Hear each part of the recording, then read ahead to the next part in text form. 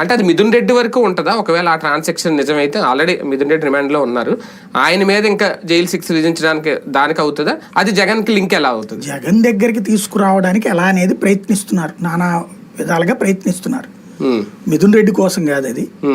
Basic గా ఇప్పుడంటే మిథున్ రెడ్డి నిన్న పెద్దిరెడ్డి అని మాట్లాడాడు కాబట్టి ఆయన అమ్ముకున్నారు. వాళ్ళకి సంబంధం లేకపోవడం ఏంటి వాళ్ళకి ఉందన్నటువంటిది.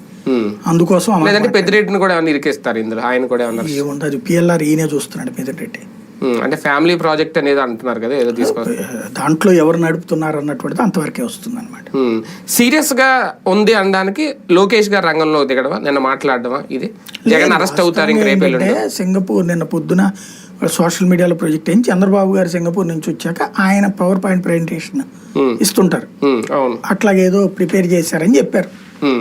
మేబీ కాస్త రెస్ట్ తీసుకుందాం అని ఉంటారు, అందుకని ఈయన ముందుకు వచ్చారు లోకేష్. ఆయన మాట్లాడారు సింగపూర్ టూర్ గురించి. లేదా ఫ్యూచర్ సిగ్నల్ కూడా అయి ఉండొచ్చు, భవిష్యత్తు కాబోయే ముఖ్యమంత్రి కాబట్టి సింబాలిక్ గా విదేశాల నుంచి వచ్చాక అక్కడ జరిగిన బ్రీఫింగ్ ఆయన ఇచ్చి ఉండొచ్చు. ఒక రకంగా చాలా వేగంగా వెళ్ళి వేగంగా రావడం. దాదాపు 26 కంపెనీలతో ఎంతమందితో మాట్లాడారు, పారిశ్రామికవేత్తలతో.